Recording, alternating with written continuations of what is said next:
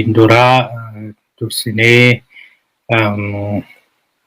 oduu keenya otoo eegaliin dura bagaa ittiin isin ga'e isiniin jennaa ayyaana waggaatti har'aa jechuun boruu egaa bara haaraadhaa warra kabajanii fi bara haaraa waggaa 2022 baga isin ga'e. Ayyaanni kun ayyaana milkii, ayyaana gammachuu, barri kunis bara milkii, bara gammachuu, bara waan yaaddan hundi isinii akka milkaa'u itti hawwinuudha. Kanaafi maanii baga gammaddanis baga ayyaana kana geessanis isiniin jennaa. Kanumaan egaa gara oduu keenyatti deemnaa. Oduun keenya har'aa akkuma durii oolmaa Tigraayin jalqabnaa. Oolmaa Tigraay irraa gara Oromiyaa akkasumas gara Oromiyaa irraa gara addunyaatti deemnaa. Egaa oduun keenya har'aa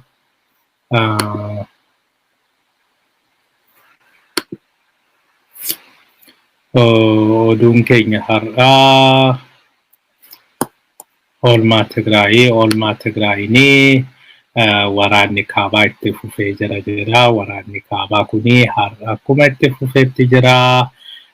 Waraanni kuni ammallee gaggeeffamaati jira. Waraanni kuni iddoo garagaraatti gaggeeffamaa akka jirudha kan nageenye.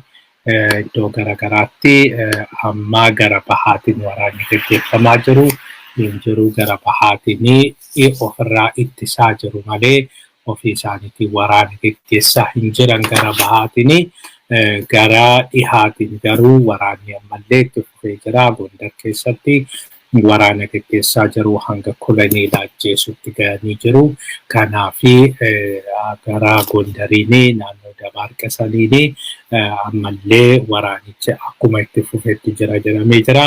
Waraanni kuni sanaan alas gara Humaraatiin gaggeeffamaati kan inni jiru. Gara Humaraatiin loltoota Eritiriyaa garasiin galan irratti tarkaanfiin fudhatamee jira jedhama. Garasiin tarkaanfiin fudhatamee jira. Tarkaanfiin fudhatamee sanaanii loltuun Eritiriyaa keessattuyyuu makaanaayizdiin isaanii baay'ee akka barbadaa'edha. Egaa karaa saniini amma tattaafachaa jiru.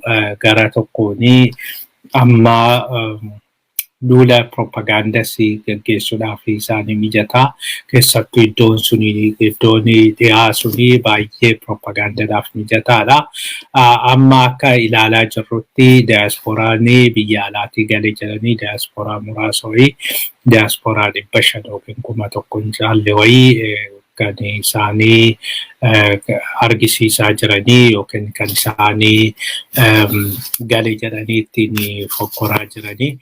Isaan suni egaa gaafa galanii waan garagaraatu hojjetu jedhamee jira. Amma duraanii Oromiyaanii yookiin immoo Finfinneeni Oromiyaa deemanii midhaan haamuu jedhanii ture. Amma immoo midhaan haamanii bakka waraanaa ture sana dhaqaniiti. Waan waraanni keenya godhe sana waan waraanni keenya raawwate jabduu waraanni keenya raawwate laalanii achiin booda seenaa fi haasaawwan keenya ilaalanii achiin booda badhaasa haasee keenya fudhatanii deebi'uu jedhanii jiru. Egaa kanaafi amma akka jedhamutti Laallibalaa deemuu. Laallibalaa deemanii Laallibalaadhaa hanga Qobboo hanga Saqoxaa deemanii achiinis haga Gondar erga deemaniin booda gara Walqaayit akkasumas haga Humaraa geessu. Haga Humaraa geessanii karaa sana argisiisu. Sana jechuuni duulli Tigraayis karaa saniin geggeessu kun kana gufachiisuuf fakkaata. Wantichi amma kanaaf waltiddaa jidduu kanatti waltiddaa guddaan kan uumamaa jiruu fi isaan lafti kuni keenya lafti kuni deebi'ee jira nu harka jira. Kanaafiyyuu baga dhuftanii kunoo lafa akkasii lollee qabsoofnee deebisannee jedhanii propaganda ittiin hojjechuudhaaf kan isaan barbaadaa jiranii. Gara biraatiin Tigraay immoo waan akkasii hin danda'amu. Waan akkasiis hin taanes hin ta'uus jechuudhaaf kan isaan deemanii. Kanaafiyyuu sochii isaan gara humaraatti godhan kana tarii gufachiisuuf ta'uu danda'a. Karaa sana cufuudhaaf tattaaffii guddaa gochaa akka jiranidha kan dhaga'amaa jiru. Kanaaf karaa Gondarsaniin waraanichi itti cimee deema. Diyaasporichi egaa achi erga deebi'een booda Gondaritti eeganii shurrubbaa Tewoodiroos moo maalii ilaaluu jedhamee jira. Achiin booda badhaasa Atsee jedhamee badhaasa Minilikii badhaasa Tewoodiroosii kanuma isaa kan tarii Haayile Sillaasee sin kennamaa fi kan Yohaannis sin kennanii. Kanaaf waan sanaaf deemaa jiru isaan amma kan biyyatti galaa jedhanii sirna durii sirna nama nyaataa sirna abbaa irree sirna Oromoo hacuucee Oromoo abbaa biyyaa godhe sana deebisanii kabajuu fi deebisanii akka waan gaariitti dhaadheessuudhaaf kan isaanii diyaasporaa waamanii. Kana jechuun egaa duubatti deebi'anii sirna uummanni qabsoodhaan ofirraa buuse sana qabsoodhaan ofirraa darbate sana sirna hacuuccaa sana sirna sana deebisanii ijaaruudhaaf kan isaan tattaafachaa jiranii. Mootummaan Biltsiginnaas wanti inni itti jiru sanuma waan biraa otoo hin ta'in mootummaan Biltsiginnaas mataadhaa jalqabee Abiyyi gaafa siidaa dhaabee fi jalqabee wanti ta'aa jiru hundumtuyyuu sirni sun akka sirrii ta'e sirni sun Oromoon hacuucamuu lafarraa buqqa'uu baduu aadaan isaa eenyummaan isaa maqaan isaa lafti isaa hundi akka saamame isa sana saamuun suni balleessuun suni sirrii akka ta'e mirkaneessuudha. Sana kan hojjetamaa jiru. Biltsiginnaanis kana kan inni hojjechaa jiru kan Oromoo wajjiniinis diina ta'ee jiru. Oromoon ofii isaati waan irra ga'e sani hacuuccaa irra ga'e sana dirqamaan irraanfadhu. Dirqamaan hacuuccaan sirra hin geenye hacuuccaa sirra ga'e si jedhan malee sirra hin geenye nutu si beeka. Nuti waan si beekuu fi nuti waan jenne fudhadhu humnaan jedhaniiti kan jirani. Egaa kana amma mirkaneeffachaa kan jirani diyaasporaa waamanii garuu waraannichi Tigraay wajjin godhamu kana hin fudhannu jechuudha. Warri Tigraay addatti mormuudhanii Oromoof warra kibbaatirra rakkoo guddaan kan ga'e warra Tigraay sadarkaa yoo xinnaate sadarkaa lammaffaa qabatanii jiru. Garuu akkasuma ta'e hacuuccaan bara isaanii hacuuccaan sun hundumarra ga'e isan fudhannu jedhaniiti kan isaanii qabsaa'aa jiranii. Kanaaf amma akka jedhamutti qarshii walitti qabatee humna godhatee saniin booda Abiyyi akka haaratti waraana irratti banuuf deemaa jedhameera. Waraana irratti banuuf deema malee wanti biraa wanti yaadamaa jiru homtuu hin jiru. Araarri waan jedhamus waan fakkaatu miti jedhamee jira. Araarichi ammumaa jalqabee wanta ta'u miti ammumaa jalqabee gufuu guddaan itti baay'achaa jira. Waan uummata addunyaa sobuudhumaa fi keessattuyyuu loltoonni isaa hanga amma leenji'aa jiranii hanga isaan leenji'anii ba'anii meeshaa waraanaa argatee achiin booda qarshii amma tokko liqaadhaan isaa ta'u maaliin isaa ta'u qarshii uummata addunyaarraas kadhatees boo'ees hanga argatutti malee achiin booda waraanichi itti fufuun isaa hin oolu jedhu namoonni keessa beekanii. Egaa kanumaan oolmaa Oromiyaatti ceenaa oolmaa Oromiyaatiin Abiyyi gareen gaarreen Harargee dirooniidhaan rukutee akka nuun jedhanitti akka dhageenyetti Meessoo aanaa Meessoo keessatti gaarreen jiranii waboon jira jedheeti gaarreen sana keessa deemtee boombiidhaan rukutaa turte jedhanii jiru. Boombiidhaan iddoo baay'ee haleeltee jedhanii jiru. Egaa kuni waboon jira jedhaniiti dheengaddaa waan achitti baay'ee salphataniif keessattuyyuu rukuttaa hamaan irra waan ga'eef achirraa kan ka'e kan waan haleellaan diroonii kunii gaggeeffame. Haleellaa diroonii kana egaa duraan diroonii jalqaba kan isaan fayyadaman Oromiyaatti keessattuyyuu lixa Oromiyaatti naannoo Beekii fa'aa maal hooggantoota waboo ajjeesuudhaaf itti fayyadamanii ture. Sun hin milkaa'iniif hafee achiin booda iddoo baay'eetti yaalanii otoo milkaa'iniif hafee gara Beenishaangulis keessanii achi keessas namni hedduun waan jalaa dhumee fi loltoonni gara kaabaa yookiin immoo Tigraay wajjin waraana godhame kana gadi miti dhiyaa Oromiyaatii fi Beenishaangulitti kan dhume. Kanarraa kan ka'e egaa yaalanii achitti milkaa'uu fi dinnaan immoo gara Harargeetti geessan amma gara Harargeetti geessanii egaa uummata keenya ganaa uummata nagaa kanaan miidhuudhaaf egaa itti qophaa'aa akka jiranidha. Kun sodaachisuudhaafis akka ta'e ifaadha. Keessattuyyuu karaan sunii karaa mi'eessoo kunii karaan bordoddee kunii karaan cirootti gadi geessu kunii inni kun hundumtuyyuu karaa baay'ee guddaatti gara dirree dhawaa geessu akkasumas karaa Jibuutii sanitti baay'ee kan dhiyaatudha. Kanaaf karaan sunii takka woboon cimee qabate jennaani achiin booda karaan suni bahuu karaan suni rakkisaa ta'uu danda'a. Kanaaf isa sana dhaabuudhaa fi keessattuyyuu Harargee keessatti qabsoon kun finiinee itti fufa taananii rakkoo guddaa fida jedhanii amanaa jiru. Keessattuu naannoo sanaa durii jalqabee waggaa 40 dura Lemoo Qilxuufaa naannoo sanatti qabsoo kana gadi dhaabanii Lemoo Qilxuufaa waggaa 40 waggaa 50 yeroo qabsoo eegalanii qabsoon bilisummaa naannoo sanatti waan eegalee fi uummanni suni kanuma dhagaa waan guddatee fi fuulduratti naannoo ibiddi kun naannoo kanatti qabatee dhaamsuun hedduun rakkisaa.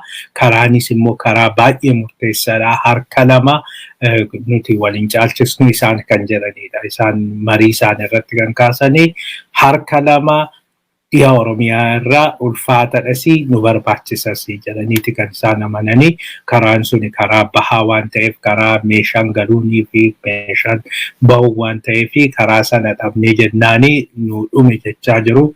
Sanaan alas egaa ammatti kan isaan baay'ee irratti hirkatanii ifatti hin baasanii malee akka diinagdeetti kan isaan qabatanii jiranii. Akka diinagdeetti kan isaan qabatanii jiran jimaadha. Jimaan yeroo tokko tokko sadarkaa lammaffaa yookiin sadaffaa ta'aa meeshaa biyya alaatti ergamee sharafa biyya alaatti galchuudha jechuudha. Kanaaf inni suni yoo jimaan suni keessattuu jalaa gufatee achiin booda diinagdeen inumaayyuu bade kun caalaa jalaa baduudhaaf deemaa jira. Kanarraa kan ka'e sodaa guddaa qabu. Kanaaf naannoo sanatti waraana hedduu waraana addaa bobbaasuu ni danda'u jedhamee yaadama. Kanumaan egaa naannoo kun of eeggannoo guddaa barbaachisaa. Warri himata baastanii fi warri naannoo sochootan kanuma baruudhanii wanta barbaachisu hundaa of eeggannoo barbaachisu hundaa akka gootanidha. Ittaanee PP Oromiyaa ammas walii hin galle. PP'n Oromiyaa hin dubbatinaa koriin hundaa'ee koreen kuni waan hundaa qulqulleeffatee akka himuu jedhanii koreen sadeen suni erga hundaa'een booda koreen suni hojichaa hojjetamu jedhamee jira. Garuu koreen sana otoon eegin walitti dhaadachuu fi walchifachuu wal arrabsuun akkuma itti fufetti jira. Kanaani gangaasani har'a Feesbuukii isaa irratti akka himetti sodaachisuun hin taatu na sodaachisuudhaan homaa wanti fiddan hin jiru. Ani qabsootti kanan galee lubbuu kootii sodaadhee miti. Kanaafiyyuu dhugaa jirtutti dhugaa jiru baasuun barbaachisaadha. Yoo sodaachisa keessan kana yoo akkasitti na sodaachistu akkasumatti bilbilaan na sodaachistu ta'ee akkasumatti dhaadannoon keessanitti dhufa ta'e icciitii biraatiin baasaa. Icciitii biraa baay'een baasaa. Kanaanii wal saaxiluutu dhufaa. Wal saaxiluu kana feetu yoo ta'e itti fufaa. Anis ittan fufaa jechuudhani dhaadatee jira. Gama biraatiin Taayyeenis waanuma akkas fakkaatu wayiiti kan inni jedhe. Egaa duulli kun itti fufaa. Duula kanaa cimsineetti fufnaa keessattuyyuu dhugaan ba'uu qabdi waan jedhu kana qabu warri kun immoo lakkii jedhaniiti egaa karaa garaagaraatiin doorsisaa jiru jedhanii jiru. Egaa warri kuni warri gariin kuni humna qaba jedhamee amanamaa. Even warra achi keessa jiraniyyuu baay'een Abiyyi mataa isaatiin warra garagarchuu danda'udha. Humna guddaa qabu waan ta'eef humna isaanii kana salphumatti tokko qabeenyas waan qabanii fi humna qarshiis waan qabanii fi sanatti fayyadamuudhaanii waan barbaadan gochuu ni danda'u. Kanaaf salphumatti akkuma nama akkanumaanii darbatanii kaasuun baay'ee ulfaata. Jara lamaanitti iyyuu Abiyyittis ni ulfaata. Warri kun akkanumaan wixxirfatu. Abiyyitu duuba jira. Abiyyi abdataniiti malee sanaan ala wanti isaan qaban hin jiru. Caasaan isaan qaban hin jiru. Humna maallaqaas wanti qaban hin jiru jechaa jiru. Kana waan ta'eef egaa hagam akka dhugaa ta'e hin beeknu garuu walgahii bilchiginnaa san irratti bakka Shimallis jirutti taa'anii Shimallis hidhuu qabdu, qorachuu qabdu, hidhuu qabdu jedhanii egaa fuulduratti kallattiidhanii walgahii Abiyyi sana keessatti taa'een akkas jedhee Shimallis bakka jiru Shimallisiin akkas jechuun suni waan hin eegamne jedhamee jira. Garuu baay'ee tarii Abiyyuma abdateeti malee wanta biraa wanti inni jedhe hin jiru. Dubbiin waan biraa ta'uu danda'a jedhanii namoonni dubbatan jiru. Waan kun egaa dhugaadha. Mirkaneeffachuu hin dandeenye. Duuba maaltu jira kan jedhu kana duuba dhuguma malaammaltummaadha moo rakkoo biraatu jira kan jedhu kana wanti qulqulleeffatame hin jiru. Garuu oduun tokko tarii warra garee Shimallis kana fa'aa gargaaruudhaaf ta'uu danda'a yookiin immoo dhugaas ta'uu danda'a hin beeknu. Yeroo bilchiginnaan gun'amee yeroo bilchiginnaan rakkoo guddaa keessa galee warri wayyaanee abbuute hanga Dabra Birhaan gaafa geesse jettu bilchiginnaan raafamtee bilchiginnaa keessa gariin tokko garmalee sodaachuurraa kan ka'e kana hundaa kan nu godhe warra kanaadha garee Abiyyi Oromoo wajjin walitti nu buusee Oromoo wajjin walitti nu buusee Amaara jala galee Amaarri kan waa tokko nu goone kan wayyaan illee nurraa ittisuu hin dandeenye kun jarri dhufee jira. Kanaaf bannee jirra. Kana waan ta'eef uummata Oromootti deebinee uummata Oromoo dhiifama gaafannee warra hidhame gadhiisnee achiin booda Oromoo ofitti qabu qabna. Oromoo ofitti qabnee Oromoo yoo Oromoo irratti hirkanne yoo nutu balleesse jennee yeroo sanitti waan tokkos isinitti himnee turre Abiyyi anatu balleesse Abiyyitu balleesse jedhaatoo narratti qabsaallee jedhanii sanaafi Oromoo ofitti qabnee Oromoo ofitti deebisnee achiin booda karaa Oromootiin wayyaanee fuuldura dhaabachuu wayyaa. Yooma Finfinnee galtellee uummanni Oromoo nu duukaa gaafa ta'ee waanuma durii sana kakaasne uummanni Oromoo lakkii jechuu ni danda'a. Akkasitti jalaa bahuu dandeenya. Yoo akkas goone qofa yoo uummata Oromootti deebine qofa uummanni Oromoo hamma tokkollee harka nurra qabuu danda'a jedhanii kaasanii jedhanii achiin booda tolee jedhameeti waa'een Jawaar fa'aa ba'anii maaliin kuni yeroo san ka'ee jedhama. Sana irratti walii galame hundumtuyyuu tole jedhee achi erga hojiitti galameen booda wayyaaneen otoo Finfinneen ga'ini duubatti deebitee duubatti gaafa deebitee jettu gareen kuni garee Shimallis fa'aa kuni akka biyya gananiitti yeroo sanitti fuuldura dhaabbatanii inni qabsoofna hin dhoofna wayyaanee jechuurra lakki araaramuu wayyaanti araara uummata Oromoo qabachuu qabna jedhanii waan jannoo bilchiginnaatiin ala yookiin immoo jannoo laamshaa waan qabataniif isaan lefesfes jedhan sanii jechuudha. Lefesfes amaraarii sana waan ta'aniif isaaf jecha amma saaxilaa jiru. Isaaf jecha amma warri kun haaloo irratti ba'uudha fi kana maaliif jettani kana maaliif gootanii jedhanii haaloo irratti ba'uudhaa fi isin durumaayyuu amanamoo miti durumaa ummata kanaaf jechuun bilchiginnaadhaaf amanamoo miti otoo rakkoo guddaan tokko nurratti dhufee jalqaba warri nu ganee abaawatti galu siniidha wayyaanitti galu siniidha jedhaniiti jedhu egaa kun hagam akka dhugaa ta'e mirkaneeffachuun nama rakkisaa oduu jedhu qofa isinitti himne nuti yoo dhugaa isinitti fakkaate fudhadhaa lakkisi yoo jettanii dhiisaa warri gareen shimallises waan ofii odeeffatu ta'uu ni danda'a warri kunis immoo gara isaaniitiin wanti isaan odeeffatan numa jira egaa isaan riiziniin isaanii agammaa kan isaan kaasanii malaammaltummaadha corruptionidha grand corruptionii keessa galanidha grand corruptionii keessa akka galan har'aa miti kan beekame grand corruptoriin Abiyyi caalus hin jiru yaa xinnaatu yaa guddatus immoo hunduu corruptionii sana keessa argateera Abiyyis beekatii fi nyaadhaa jedhee gadhiiseeti achiin booda hundumtuyyuu saamichatti kan gale haa ta'u malee amma tokko jijjiiramni hin jira karaa diinagdee kanaanii amma warra akka malee nyaate sanirraa gara biraatti jijjiirachuudha keessattuyyuu warri Amaaraa caalaa saammachuudha fi karaa qoqopheeffachaa jiru.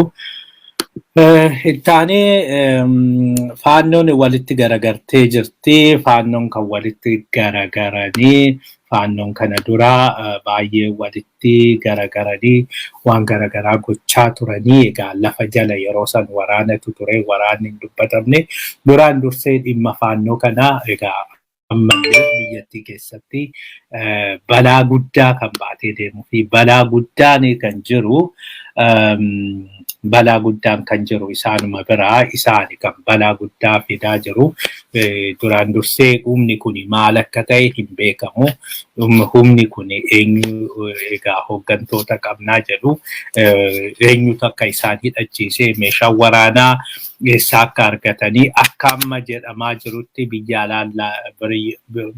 biyya alaarraallee akka deeggarsa qabanidha diaasporaa keessaa deeggarsa akka qabanidha egaa hagam baay'inni isaaniis hagam akka ta'e hin beekamu garuu kan tilmaamamu hanga 20,000 hanga 30,000tti jedhama eenyutu akka galaa dhiyeessuufis hin beekamu amma akka isaan jedhanitti nuti wayyaa mataa keenya qabnaa jedhu wayyaa akka loltuutti jedhu kana jechuun egaa wayyaa mataa ofii qabaatanii kana jechuun ofishaaliidha jechuudha ofishaal gaafa jedhamu isaan qaama mootummaati moo qaama mootummaa miti inni kun gaaffii guddaa uumee jira foolleen mataa isaatiin wayyaa mataa ofii qabaa ture wayyaa mataa ofii qabaa ture gadaan jalatti hundeessee maaliif diigame sun akkamitti diigame suni kun akkamitti kan akka hin diigamne godhamee qawween kennamee fi hidhannoon kennamee fi waan hundi godhame kanaaf suni akkasitti otoo jiru egaa waan tokko rakkoon tokko torran ga'inii isaan akka barbaadanitti waan barbaadan gochaa yeroo barbaadanitti bakka barbaadanitti waraana banaa maal gochaa turanii amma icciitii baasee jira tokko icciitii inni baase kana dhaggeeffadhaa kunooyi. የህዝብ ተቆርቋሪ የህዝብ ልጅ ካለ አለ ይህ ካለ ደግሞ በግና ሰንሰለት የተዋቀረ መሪ አለ የራሱ ዩኒፎርም ያለ የራሱ ወጥ መገፋለት የህዝብ ደራሽ የሆነ አስተሳሰብ ያለው ሊሆን ፈልጋለሁ አሁንም ያንን ዓላማ አንግበን የምንታገልና የምንዋጋ ጀግኖች ጓዶችም አሉ እነሱም በአመራር ደረጃ መሰረት አገባ የብርጌድ አዛዥ ነው እኔ በምክትልነት ነው የብርጌድ ተምለው እሱ ብርጌድ አስተዳደር ነው የብርጌድ ኮማንደር ነው ኮማንድ ነው የሚመራው ሌሎችም በሎጂስቲክ የሚመሩ እነዚህ አገናየለ ማስተፋ ገዛል የሚባሉ አሉ በዚህ ማድረግ ተያዘ ነው ያደርኩት ተግባሩን በይፋ መከላከያ ላይ ለመተኮስና መከላከያን በመግደል ቦታ ተጀመረበት ጊዜ ጀምሮ ከቤንሻንጉል ጀምሮ የተለያዩ ጉዳዮች ላይ ለዘጠነኛ ጊዜ አሁን የመጨረሻ ለዘጠነኛ ጊዜ ውጊያ አድርገናል። እኒህ ውጊያዎችን egaa ilaala amma kana kan dubbachaa jiru hoogganaa faannoo Goojjam. Hoogganaan faannoo Goojjam akka jechaa jirutti waraana kana yeroo garaagaraa geggeessaa turre. Beenishaangul keessatti geggeessaa turre. Beenishaangul keessatti waraana geggeessaa turre. Iddoo garaagaraattis gara kanaan egaa Oromiyaanis kanarraa bilisaa miti. Oromiyaa keessattis geggeessan jedhama. Haayiluunis fuulduratti isinitti himna. Kuni hundi kan nutti agarsiisu maalidha? Inni wanti tokko wanti asirratti baruu qabnu eenyutu waraana kana geggeessaa jira? Eenyutu waraana kana duuba jira? Waraana kana duuba kan jiru qaamni tokko jira. Waraana kana duuba kan jiru qaamni tokko qaamni sirriitti hidhatee socho'uu fi waraana kana duuba jiru jira jechuudha. Kanaaf amma akka isaan jedhanitti warri Zammana Kaaseefaa yookiin immoo humna Amaara humna addaa Amaaraa kan jedhamu kophaatti hundaa'ee jira jedhanii Zammana Kaaseefaa kaanii jiru. Isaaniitu loltuu biyyattii rukutee jedha. Kan raayyaa ittisa biyyaa kan rukute isaa yeroo saglaffaadhaaf illee wal waraannee jirraa jedha namtichi kun. Kanaaf akka namtichi kun mataa isaatiin Zammana Kaaseefaa loltuu biyyattii akka rukutan ifa baasee jira. Dhugaatii jira. Garuu tarkaanfiin fudhatame tokko hin jiru. Gara tokkoon waraanni kan jalqabe waraanumti jalqabe kan ittiin jedhanii warra loltuu isaan eeguu dhaqe isaan irratti tarkaanfiin fudhatame. Halkaniin loltuu sanaa rukutanii loltuun biyyattii tokko gaafa rukutamuu riyaakti gochuu qabaa isatu waraana jalqabee. So waraana biyyattii sana yoo qaamni tokko hin rukuta ta'e qaamni suni yakkamaadha jechuudha. Yooma itti dhukaasellee yakkamaadha jechuudha. Garuu isaaniin yakkamaa jechuu hin dandeenye. Waraana irratti gaggeessanii rukutanii ajjeesanii waan barbaadan godhanii isaanii har'a gaarraa yakkamaa miti. Warri mirga ofiitii qabsaa'u immoo yakkamaa. Warri mirga isaatii hacuucamneeti jedhee warri bahu kuni sababni isaanii shiftaa taatanii loltuu irratti yookiin milishaa irratti dhukaastanii kanaaf hidhamtanii maalii jedhanii kanaaf shororkeessaa jedhameeti shororkeessaa jedhama. Qaamni kun garuu shororkeessaa jedhamne goota jedhameeti mootummaa guutuun warri bulchu guutuun kan isaan ba'an simatan. Garaagarummaan keenya iddoo kana jira. Garaagarummaan kun warri kana akkasitti otoo loltuu biyyattii akka barbaadanitti rukutanu waan barbaadan godhanu harka irra qabu maaliif mootummaan kan isaanii waan ta'eef. Mootummaan kan isaanii waan ta'eef mootummaan isaanii kan isaanii yoo barbaadan waan barbaadan yoo godhan suni rakkoon qabu. Loltuu biyyattii ajjeesanii dhiisanii rukutanii rakkoon qabu. Maaliif isaan waan ta'eef akkuma wal rukutaniitti akkuma obboleewwan lamaan wal rukutaniitti wal lakkaa'amuu fi obboleewwan lamaan araarsaniitu madeessu. Warri kun garuu alagaadha.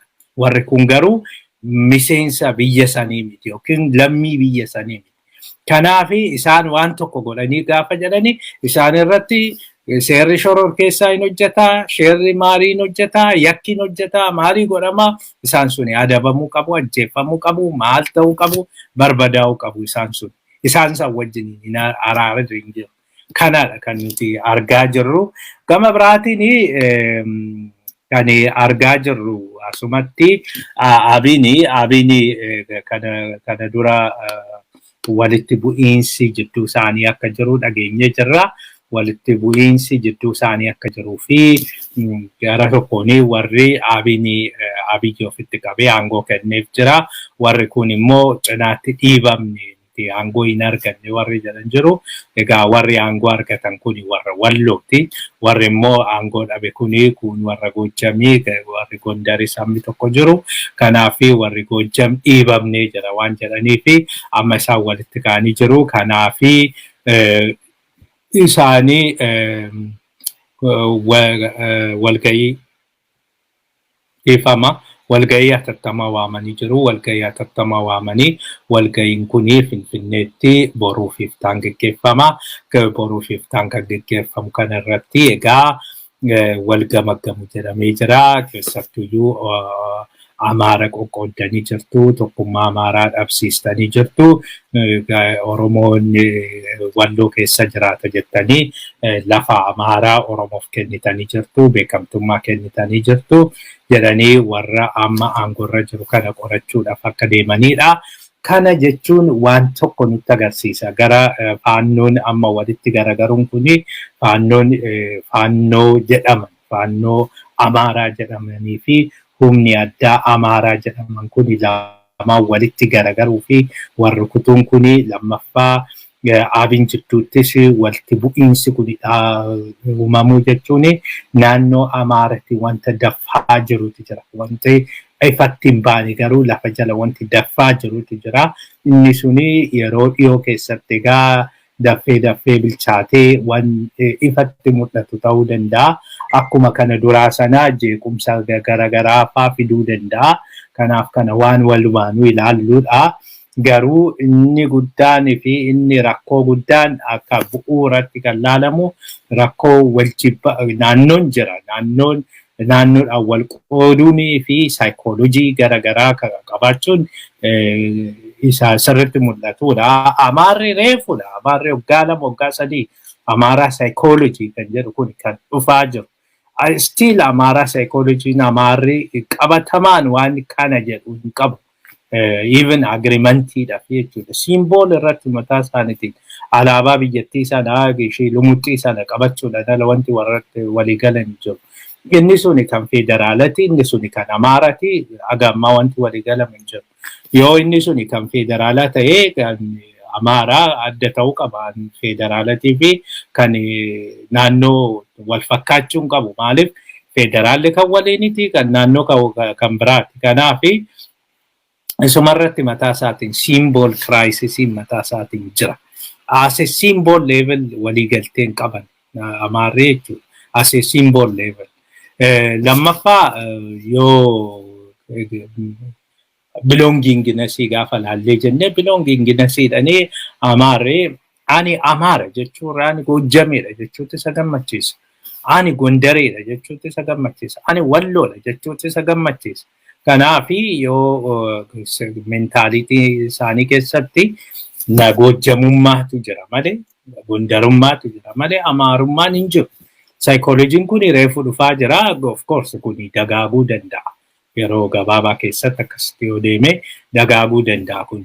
Garuu still rakkoon jiru immoo akka Amaarri wanti tokko wanti inni dhabee inni biraa wanti Amaarri dhabee Amaarri walumaa galatti jechuudha. Founding fatheriin qaban. Founding father kan jedhamu amma ka founding fatherii jedhaniiti Minilikii, Yohaannis, Atsee Yohaannis miti. Teediroos maali wanti isaan qabaataran tokko jiru. Innis wal jalaadha. Inni Amaara hundeesse moo Itoophiyaa hundeesse. Lammaffaa mootiin founding fatheriidha. Mootiin manni baay'een akka Kiristiyaan Taaddalaa fa'aa yoo mormanii gara hundee isaanii kanatti iddoo tokkoo dhufne eessaa dhufan? Amaarri sanyii himachuu danda'a, gosa himachuu danda'a, hin himatu. Abbaan isaanii Amaara jedhamu tokko jira, hin jiru. Yoo dhugaa dubbatan immoo yoo xinnoo of qoratanii duubatti Oromoo argu. Walloon xinnoo gaafa deeme maqaa kiristaanaa qabaa, ittaanee maqaa musliimaa qabaa, ittaanee maqaa Oromoo qaba. Walloon kanuma seenan Walloo. Gojjamis hedduun isaanii Oromoodha. Yoo deemanii jedhanii sanumatti of argu. Shawaa Kaabatis hedduun isaanii Oromoodha. Deemanii achumatti of argu. Gondar yoo deemanii jedhanii hedduun isaanii Qamaante ta'anii argamu. Kanaaf hin dhabama iddoo sana. Waan sunii jechuudha. Kanaaf ammallee waan isaan gara identiitiin jechuun eenyummaan Amaaraa isa kamiidha. Amaarri eenyummaa kooti jedhee kan himatu wanta himatu kamii mee maal qaba. fakkeenyaaf amantiidha yoo himata ta'e ortodoksii himata yoo ta'e Tigreenis ortodoksiidha, Qamaantis ortodoksiidha. Oromoon ortodoksiin jira. Ortodoksiin baay'eetu jira. Ortodoksiin identiitii Amaaraa ta'uu hin danda'u. Maaliif ortodoksiin Amaara wanta biraarraa adda gochuu hin danda'u. Gama biraatiin aadaa kan jedhamu kun fudhatamee jedhe aadaan kun waan baay'eedha. Aadaa keessa afaan jechuu dandeenya. Afaani fakkeenyaaf afaan Amaaraa afaan kooti yoo jedhee warri kuni afaan Amaaraa hin dubbatu jechuu dhiisuu danda'u. Kanaafi kunis baay'ee haga adda waan isaan godhu hin fakkaatu. Garuu amma tokko xannoo kan itti dhiyaatu suma kana. Aadaa nyaataa yoo fudhannee jenne aadaa nyaataa waan adda godhuun qabu. Amaarri jechuudha. Nyaata aadaa Amaaraa waan jedhamu addatti hin jiru. Ittoo handaaqqoo Tigreenis hin hojjetu. Ittoo handaaqqoo Qamaantis hin hojjetu. Aagaws hin hojjetu. Kunis hin hojjetu. Kanaaf kun daabboon kan hundaati. Qamadii namni oomishu hunduu daabboon immoo hojjeta. Oromoon nan dubbadha wayi afaan guutee nyaata aadaa Oromoo jedhee wanta dubbatu qaba. Ofii isaati jechuudha. Maaliif cuukkoo yoo fudhannee jennee caccabsaa yoo fudhannee jennee maquma isaatirraa jalqabnee jechuudha. Buna qalaa yoo fudhannee jenne kan Oromoo tiipikaal Oromoo. Walaayitaanis qaba. Yoo xannaate Tigreenis xulloo jedhanii qabu nyaata aadaa jechuudha. Kan Amaaraa jennee qabnu hin jiru. Kuni dogoggorri isaas beesikaalii Amaarris qabaachuu ni danda'a ta'u yookiin ittoo handaaqqoo kanuma Amaaraa ta'uu danda'a. Garuu uummata biraarratti fe'anii ta'uu danda'a. Uummata biraarratti fe'anii achiin booda uummanni biraa fudhatee ta'uu danda'a. Yookiin immoo aadaan kun cross fertilizationiinis kaaba Itoophiyaatti babal'achuu danda'a. Kanaaf amma yoo babal'atee sheer godhaniiru waan adda isaan godhuun qabu. Anyhow kuni egaa Amaara keessatti waatu daffaa akka jiruu fi waan tokko garaagarummaan tokkoo fi walitti bu'iinsi tokko akka babal'achaa jirudha. Gama Oromootiin walitti bu'iinsi kan jiru bilchiginnaa jidduudha malee hawaasa jidduu hin jiru. Hawaasni warra isaaf qabsaa'u wajjin dhaabatee jira. Hawaasni warra isaaf qabsaa'u wajjin dhaabatee yoo jiru warri kun immoo wanta biraa wanti isaan hojjetan wanti isaan qaban hin jiru. Gama biraatiin